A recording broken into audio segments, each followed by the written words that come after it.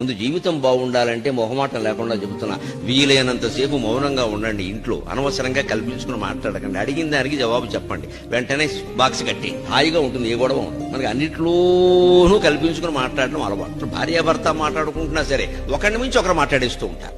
ఈవిడ మాటలు అవ్వకుండానే ఆయన కలిపేస్తాడు, ఆయన మాటలు అవ్వకుండానే ఈవిడ కలిపేస్తాడు. ఎందుకు ఆయన చెబుతున్నాడు వినరాదా? మాట్లాడక అయితే ఈవిడ చెబుతోంది వేను హాయిగా అనుకుంటూ ఉండు. ఇది ఇంట్లో అలవాటు అయితే బయట కూడా అలవాటు. బయటైనా సరే ఎవరో వెళ్ళి మా ఇంట్లో పాము వచ్చిందని చెప్పారు, వినండి, హాయిగా వినండి అమ్మా. ఇంకా ఆయన పూర్తి చేయకుండా మా ఇంట్లో ఇంకో పొడుగు పాము వచ్చింది. ఏదైనా శుభవార్త సత్యనారాయణ వ్రతమా?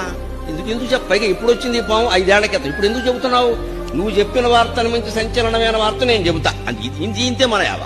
మొత్తం మీద నీకంటే నేను గొప్పవాడు. ఈ అహం పోకుండా 100 భాగవతాలు మేము చెప్పి మీరు విని లాభం లేదు. అంటే వ్యాసుడు పాటించిన మొదటి నియమం మౌనం. ఈ మౌనంగా ఉండమంటే పనులు మానేయమని కాదు, మూల కూర్చోమని కాదు, చేత కాకుండా కూర్చోమని కాదు, చేయవలసిన పనులన్నీ చేయాలి. పనులు చేయడానికి మాట్లాడవలసిన అవసరం లేదండి. మాట్లాడకుండా పనులు